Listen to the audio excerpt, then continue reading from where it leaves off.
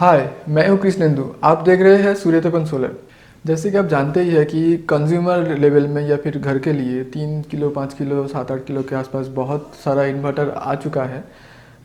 जैसे आप सेलकॉनिक का भी देख सकते हैं, फ्लिंट का भी देख सकते हैं। आज हम आपके लिए लाए हैं सेलकॉनिक का ये इन्वर्टर, जो कि है गैलेक्सी 6G।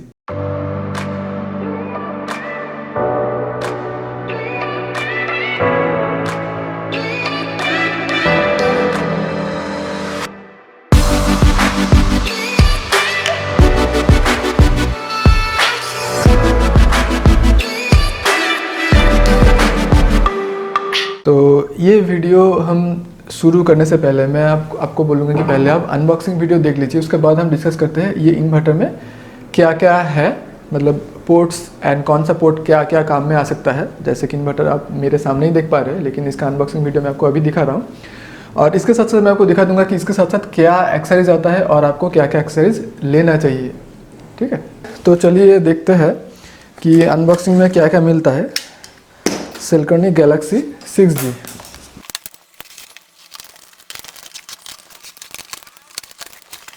तो जैसे कि आप देख रहे हैं गैलेक्सी 6G बहुत अच्छी तरीके से पैकिंग किया हुआ है, बहुत ही मोटा थर्मोकोल से, स्पॉन्ज से, थर्मोकोल नहीं है ये, बहुत बढ़िया पैकिंग है। ये है मेन इन्वर्टर, इसको देखेंगे। साइड में पहले देख लेते हैं कि क्या क्या एक्सेसरीज मिला है। ये तो कनेक्टिंग वाला चीज़ हो गया, ये इन्वर्टर के साथ अटैच है।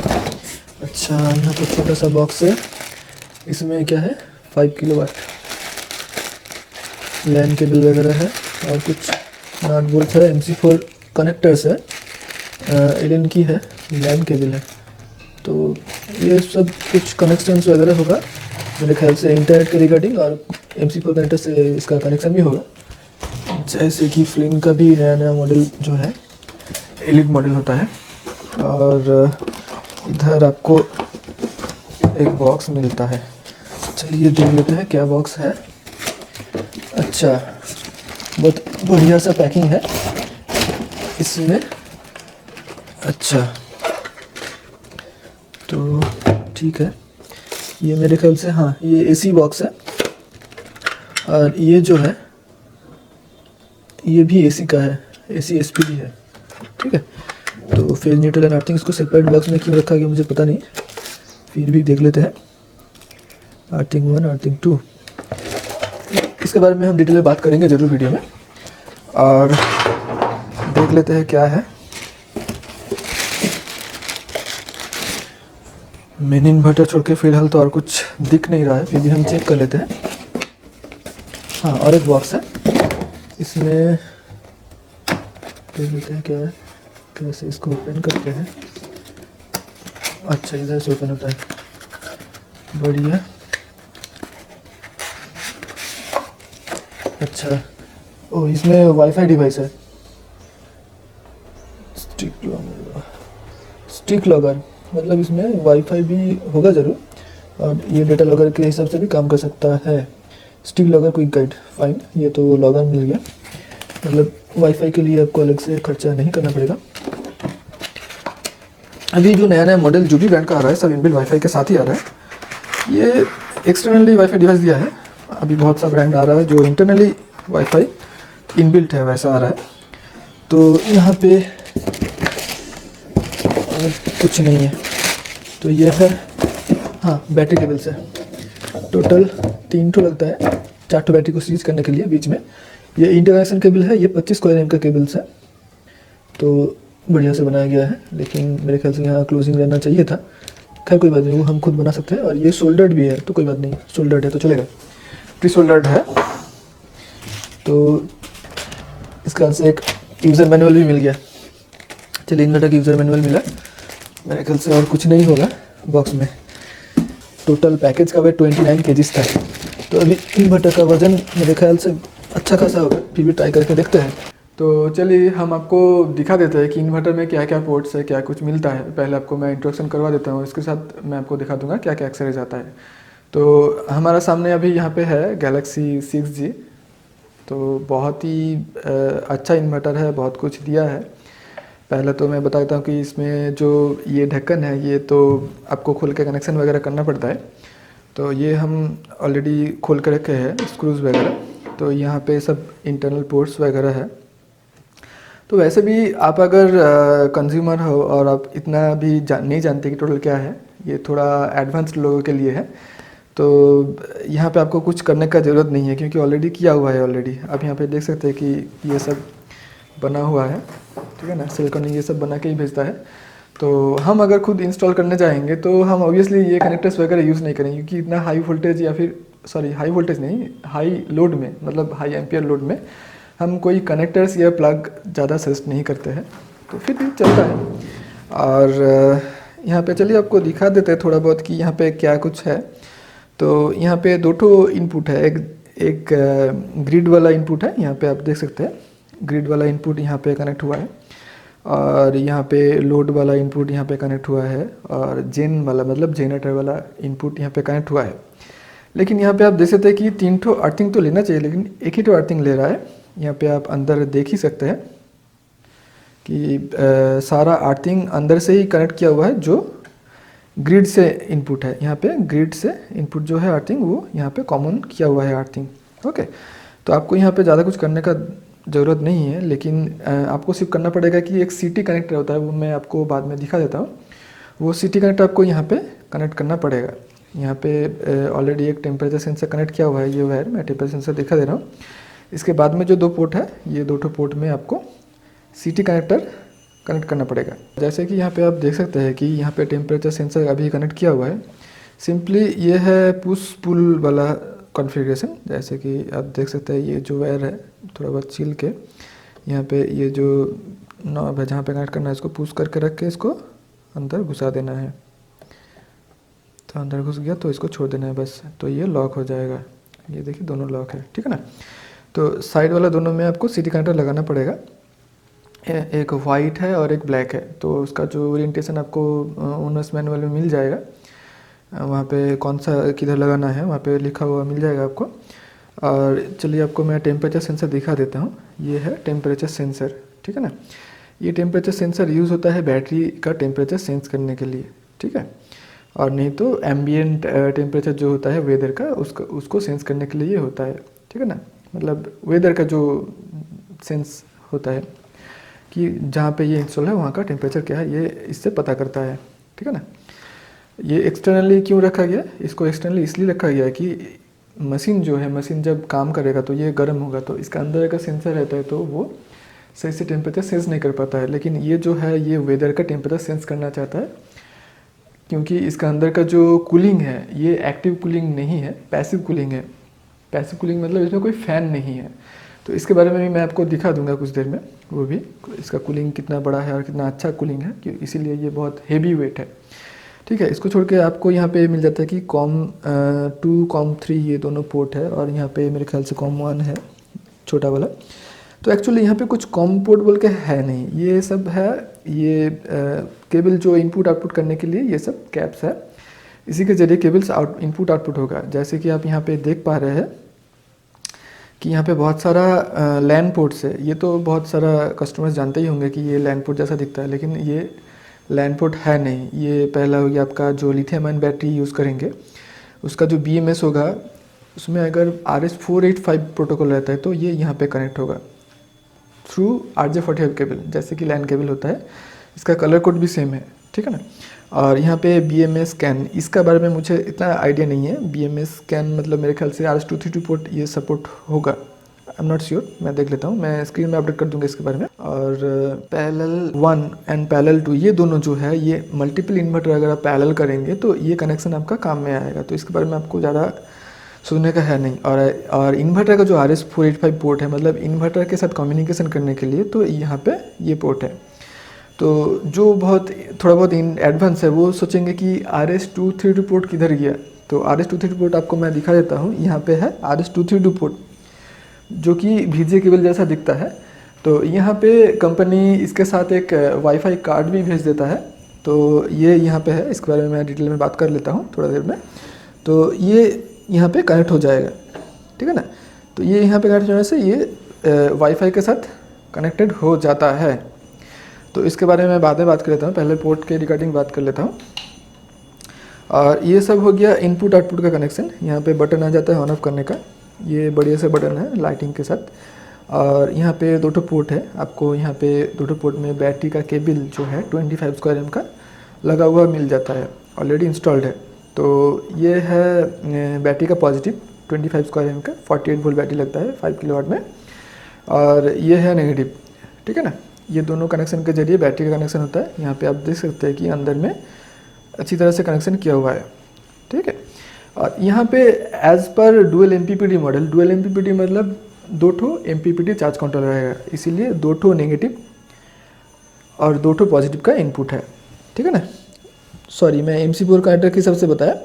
तो यहाँ पे पॉजिटिव आता है, अपोजिट जाएगा, तो यहाँ पे ये 2 पॉजिटिव और ये 2 नेगेटिव, ठीक है। तो ये MC4 कनेक्टर के ज़रिए इनपुट लेता है। 2 चार्ज कंट्रोलर है, पर चार्ज कंट्रोलर जो कैपेसिटी है वो मैं आपको बता देता हूँ। टोटल 6.5 किलोवाट का पैनल कैपेसिटी है, दोनों चार्ज कंट्रोलर मिला के मेरे ख्याल से 3250 करके 2 चार्ज कंट्रोलर होगा PV कैपेसिटी का पर चार्ज कंट्रोलर में, ठीक है ना। तो यहाँ पे जो ये नॉब आपको दिख रहा है, ये सोलर का जो कनेक्शन है इसको आप ऑफ या ऑन कर सकते हैं, ठीक है ना। ये ऑन मतलब सोलर कनेक्शन ऑन हो गया, मतलब PV कनेक्शन ऑन हो गया इन्वर्टर के साथ। अभी इसको मैं ऑफ में रख देता हूँ। अब ये कनेक्शन करने के बाद इसको ऑन करने के लिए यहाँ पे स्विच दे दिया गया है, ठीक है ना। और इसको छोड़ के और कुछ पोर्ट्स वगैरह के बारे में आपको नहीं बताना है। यहाँ पे जो डिस्प्ले है आपको यहाँ पे दिख रहा है, ये डिस्प्ले खुद में एक कलर टच स्क्रीन डिस्प्ले है। तो यहाँ पे टच के जरिए भी आप इसको इस्तेमाल में ले सकते हैं, और यहाँ पे बटन्स भी है, बटन्स के जरिए भी आप इसको इस्तेमाल में ले सकते हैं, जैसे आपको सुविधा लगता है, ठीक है ना। ये तो गया नॉर्मल पोर्ट्स के रिगार्डिंग। अब हम डिस्कस करेंगे इसका एक्सेसरीज के रिगार्डिंग, और इसको माउंट कैसे करेंगे उसके रिगार्डिंग भी थोड़ा बहुत डिस्कस करेंगे। तो चलिए हम आपको दिखा देते हैं कि इसका जो कूलिंग सिस्टम है कितना अच्छा कूलिंग सिस्टम दिया है। हालांकि ये एक्टिव कूलिंग नहीं है, तो मैं आपको दिखाता हूँ। ये इन्वर्टर यहाँ पे ये माउंटिंग वाला प्लेट है। ये माउंटिंग वाला प्लेट अगर हटा देते हैं तो यहाँ पे कूलिंग आपको पूरा दिख जाएगा। तो यहाँ पे ये जो कूलिंग है टोटल फैनलेस कूलिंग है। फैनलेस कूलिंग बहुत ज़्यादा हेवी होता है, मतलब इसको कूलिंग वगैरह बहुत ज़्यादा देना पड़ता है क्योंकि ये नेचुरल कूलिंग है, और इसमें बहुत बेनिफिट्स है। जैसे कि कूलिंग तो अच्छा ऑब्वियसली चाहिए इसको, और जब मूविंग पार्ट्स कोई भी डिवाइस में नहीं रहता है तो उसका लाइफ बहुत बढ़ जाता है। तो जैसे कि कोई फ़ैन वाला इन्वर्टर होता है तो उसमें फ़ैन फॉल्ट होने का चांसेस बहुत ज़्यादा रहता है, क्योंकि वो मूविंग पार्ट्स है, या फिर एक पीरियडिक टाइम होता है। मान के चलिए 2-4 साल 5 साल ऐसा हो सकता है, कोई 100% नहीं बता सकता कि कब ख़राब होगा। तो वो फ़ैन ख़राब जब होगा आपको वो रिप्लेस करना पड़ेगा, लेकिन यहाँ पे कोई फ़ैन है ही नहीं। तो यहाँ पे एक लाइफ के बारे में बहुत अच्छा चीज़ हो गया कि ये बहुत लंबा चलेगा, ठीक है ना। इसमें पैसिव कूलिंग यूज़ किया गया है। और माउंटिंग के बारे में आपको मैं अगर बता दूं कि ये जो माउंटिंग प्लेट है आप देख रहे हैं, इसको सिंपली दीवार में 4 होल करके इसको माउंट करना है। इसके साथ जो बुलेट चाहिए होगा दीवार में लगाने के लिए, जो यहाँ पे कनेक्ट करेगा दीवार के साथ, दीवार में माउंट होगा, तो इसके साथ आता है वो बुलेट। तो वो बुलेट से इसको इंस्टॉल करके इजीली इन्वर्टर को उठा के ऐसे करके स्लाइड करना है आपको। ये जो है ऐसे करके स्लाइड करने से आपका माउंट हो जाएगा इन्वर्टर, ठीक है ना। मेरे ख्याल से आप समझ रहे होंगे कि कैसे माउंट होगा वॉल में। और साइड में 2 स्क्रू रहता है ऐसे, जैसे कि यहाँ पे एक स्क्रू का ऑप्शन है और दूसरा साइड ऐसा भी, इधर भी और एक स्क्रू का ऑप्शन रहेगा। तो ये दोनों स्क्रू लगाने से इन्वर्टर सिक्योर होगी आपका वॉल में। ये इजीली आप माउंट कर सकते हैं। ये भी बहुत अच्छा चीज़ है ये इन्वर्टर का। तो चलिए हम आपको दिखाते हैं सेल्कॉनिक का गैलेक्सी 6G के साथ क्या क्या एक्सेसरीज आता है और कौन कौन सा एक्सेसरीज कहाँ कहाँ इस्तेमाल होगा। तो आप सबको सब कुछ एक साथ समझाने के लिए तो हम यहाँ पे टेबल में सब कुछ एक्सेसरीज रख चुके हैं। तो कौन कौन सा एक्सेसरीज कहाँ कहाँ आएगा क्या होगा मैं आपको बता देता हूँ। तो पहले हम शुरू करेंगे AC/DB से, जो AC डिस्ट्रीब्यूशन बॉक्स है। तो AC डिस्ट्रीब्यूशन बॉक्स में आपको मिल जाता है AC MCBs। तो 2 इन्वर्टर आउटपुट आता है, जैसे कि स्मार्ट लोड और एक नॉर्मल लोड के लिए है। और यहाँ पे एक मिल जाता है आपको न्यूट्रल, जो है ये बाईपास करने के लिए, या फिर न्यूट्रल को जो बाईपास अगर नहीं करना चाहते तो इसको ऑफ रखना पड़ेगा। और ये AC इनपुट का MCB यहाँ पे आपको मिल जाता है। और इसके साथ और एक आपको बॉक्स जुड़ा हुआ मिलेगा जिसमें AC SPD इंस्टॉल किया हुआ है, सर्च प्रोटेक्शन डिवाइस। ओके, तो ये हो गया ACDB। और आप अगर देखेंगे तो यहाँ पे 2 ठो कनेक्टर्स है, आपको ये ऑप्शन मिल जाएगा इजीली इन्वर्टर के साथ इंटरकनेक्ट करने के लिए। ये इन्वर्टर के साथ कनेक्ट होगा और यहाँ से आपका ग्रिड का इनपुट और आउटपुट जाएगा ये बॉक्स में से, ACDB में से। तो ये दोनों पोर्ट कनेक्ट होगा इन्वर्टर के साथ। इसका कनेक्टर जो है मैं आपको दिखा चुका हूँ, इन्वर्टर के साथ वो कनेक्ट किया हुआ है ऑलरेडी। तो ये आप इजीली यहाँ पे पुश करके इसको इंस्टॉल कर सकते हैं। तो ये सेकंड वीडियो में ऑब्वियसली आपको दिखाऊंगा कि वहाँ पे जो इंस्टॉल किया हुआ है वहाँ पे कैसे कैसे इसको इंस्टॉल किया, और हालांकि टेम्पररी लेकिन वहाँ पे सब कुछ दिखाऊंगा। तो इंस्टॉल करने के टाइम आपको और एक चीज़ इंस्टॉल करना पड़ेगा, जो ग्रिड का जो इनपुट है, ग्रिड का इनपुट में आपको एक सेंसर लगाना पड़ेगा फेज में, ऑब्वियसली लाइन में। तो फेज में ये सेंसर लगाने से ये सेंस करता है कितना एम्पियर इनपुट हो रहा है या फिर क्या लोड है। तो ये सेंसर के ज़रिए इन्वर्टर सेंस करता है ग्रिड से कितना इनपुट आ रहा है, और ये कनेक्शन होगा इन्वर्टर का अंदर, जो मैं ऑलरेडी दिखा चुका हूँ। आप अगर नहीं देखे तो फिर से मैं थोड़ा बहुत रिवाइंड यहाँ पे देख लीजिए। और यहाँ पे आपको ये AC साइड का सामान हो गया। अभी मैं आपको दिखाता हूँ DC साइड का। DC साइड में आपको मिलता है, पहले मैं बैटरी का बात कर लेता हूँ। बैटरी को इंटरकनेक्ट करने के लिए, मतलब 4 ठो बैटरी को सीरीज करने के लिए ये 3 ठो केबल ज़रूरत पड़ता है, जो ये इन्वर्टर के साथ आता है, ठीक है ना। तो इसको छोड़ के सोलर साइड का बात हो गया। सोलर पैनल से जो वायर आएगा, हालांकि इसका VOC अप टू 450 वोल्ट्स है, तो सारा पैनल सीरीज में आएगा। अगर आप मोनोपर्क हाफ कट यूज़ कर रहे हैं तो अप टू नॉटो पैनल सीरीज आएगा। अगर आप मोनोपर्क यूज़ कर रहे हैं तो अप टू वो भी नॉटो पैनल सीरीज कर सकते हैं आप, ठीक है ना। तो सीरीज करने के बाद 2 ठो MPPT चार्ज कंट्रोलर है। पर MPPT चार्ज कंट्रोलर एक पॉजिटिव और एक नेगेटिव इस्तेमाल में आएगा। और ये है इसका रिस्पेक्टिव पिन, ठीक है ना। दोनों बहुत अच्छी तरह से पैकिंग था। एक पैकेट में 2 ठो पॉजिटिव था उसके पिन के साथ, ताकि आपको कन्फ्यूजन ना हो, ठीक है। और दूसरा पैकेट में 2 ठो नेगेटिव के साथ इसका पिन पैक किया हुआ था, जो इसके साथ है, ठीक है ना। आपको फिर भी इजीली समझाने के लिए मैं बता देता हूँ। जो छोटा वाला पिन आता है वो नेगेटिव होता है, और बड़ा वाला पिन जो होता है वो पॉजिटिव होता है। आपस में अंदर जॉइंट होता है, ठीक है ना। तो बड़ा वाला पॉजिटिव में रहेगा, इसका अंदर रहेगा, ठीक है। और नेगेटिव वाला इसका अंदर रहेगा, नेगेटिव MC4 के अंदर। ये हो गया DC वाला सेक्शन, ठीक है ना।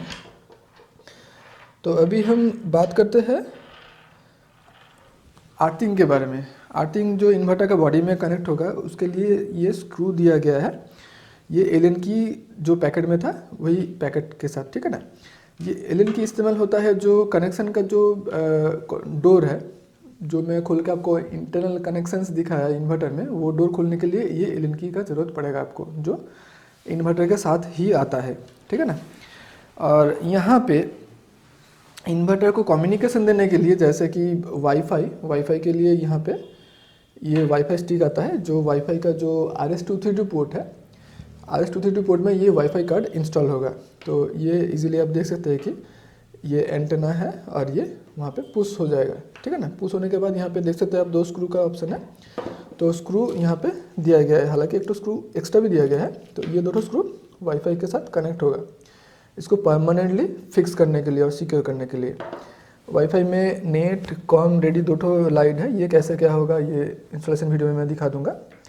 और ये है स्टिक लॉगर क्विक गाइड, ठीक है ना। ये वाईफाई को कैसे कनेक्ट करना है, कैसे इसको चालू करना है, ये सब इंस्ट्रक्शन यहाँ पे बाखूब दिया हुआ है। ये आप अगर पढ़ेंगे तो आपको पता चल जाएगा कैसे कैसे इसको इंस्टॉल करना होता है, ठीक है ना। तो इसको छोड़ के आपको यहाँ पे ये जो केबल दिख रहा है, ये केबल है। अगर आप मल्टीपल इन्वर्टर्स पैरेलल करते हैं तो ये केबल के ज़रिए इन्वर्टर्स आपस में कम्युनिकेट करेगा। ये कम्युनिकेशन केबल होता है। तो up to I think 9 inverters ये पैरेलल है। तो ये कम्युनिकेशन केबल हर एक इन्वर्टर के साथ आएगा, तो मल्टीपल इन्वर्टर्स आप पैरेलल कर सकते हैं। सिंगल फेज या 3 फेज कोई भी कनेक्शन आप चाहते हैं तो ये केबल आपको ज़रूरत पड़ेगा, ठीक है ना। और ये बहुत आसान चीज़ किया है। मैं ये नोटिस किया हूँ कि ये पहले जो भी फ्लिंट का मॉडल आ रहा था या फिर सेल्कॉनिक का भी जो पुराना मॉडल आ रहा था, जो बहुत पुराना मॉडल है जिसमें इनबिल्ट वाईफाई नहीं है, तो उसमें कम्युनिकेशन केबल के जरिए VGA टाइप का केबल आया था या फिर कॉम पोर्ट जैसा जो पोर्ट होता है वैसा केबल आया था, लेकिन यहाँ पे RJ45 का यूज़ किया गया है। और इसका कलर कोड भी मैं चेक किया हूँ, जो नॉर्मल RJ45 का कलर कोड होता है वही कलर कोड है। तो इनकेस अगर ये केबल आपका मिसिंग हो जाता है या फिर कुछ भी हो जाता है तो आप मेरे ख्याल से RJ45 का केबल बना के इसमें इस्तेमाल में ले सकते हैं। तो बाकी तो प्रैक्टिकल की बात है, अगर काम नहीं होता तो अलग बात हो जाता है। तो मैं अभी ट्राई नहीं किया, तो मैं बोल रहा हूँ कि शायद हो सकता है, ठीक है ना। और यहाँ पे आप जो देख रहे हैं ये बुलेट नट बोल्ट है, ये बुलेट नट बोल्ट इन्वर्टर को माउंट करने के लिए दिया गया है, जो 4 ठो चाहिए इसको माउंट करने के लिए वाल में। तो दीवार में माउंट करने के लिए ये जो बुलेट नट बोल्ट दिया गया है ये बहुत ही अच्छा क्वालिटी का शानदार चीज़ दिया गया है, स्टील का बुलेट नट बोल्ट दिया गया है, बहुत बढ़िया क्वालिटी का है। तो इसके ज़रिए आप इसको वाल में माउंट कर सकते हैं। और इसको छोड़ के यहाँ पे इन्वर्टर का यूज़र मैनुअल भी मिल जाता है, जो मैं यहाँ पे ऑलरेडी रख चुका हूँ। इसको अगर आप पढ़ते हैं तो आपको बहुत कुछ जानकारी मिलेगा, कौन सा पोर्ट में क्या आ जाएगा, कैसे इसको कनेक्ट करना है, बहुत कुछ इसको मतलब इसको कैसे इंस्टॉल करना है वगैरह वगैरह, बहुत कुछ इसमें पता चलेगा। तो मैं भी बोलूँगा कि कोई अगर खुद इंस्टॉल करना चाहता है तो ये बुक जो है ये ध्यान से पढ़े, ताकि आपको बहुत कुछ पता चले कैसे इंस्टॉल होगा कैसे नहीं होगा। तो ये तो था एक्सरसाइज के रिगार्डिंग सारा चीज़। तो मैं ये इन्वर्टर टेम्परेली इंस्टॉल कर रहा हूँ मेरा घर में, ताकि मैं और भी अच्छी तरह से इसके बारे में जान पाऊँ और आप लोगों की बता पाऊँ। तो इसके रिगार्डिंग मैं और एक वीडियो बना रहा हूँ कि ये इंस्टॉल करने के बाद क्या क्या आपको मिलता है और क्या क्या प्रोस एंड कॉन्स वगैरह है। तो इसके बाद मैं और एक वीडियो अपलोड करने वाला हूँ, तो ज़रूर वो वीडियो भी फॉलो कीजिए। और अगर आप ये चैनल में नए हैं तो ये चैनल ज़रूर सब्सक्राइब कीजिए। और आपको अगर लगता है कि ये वीडियो आपको इन्फॉर्मेटिव लगा और अच्छा लगा तो ये वीडियो को ज़रूर लाइक करें। और आपको अगर लगता है कि ये वीडियो किसी का काम में आने वाला है या फिर किसी को ज़रूरत होता है तो उनसे ज़रूर ये वीडियो शेयर करिए। और मिलते हैं नेक्स्ट वीडियो में, तब तक के लिए थैंक यू वेरी मच।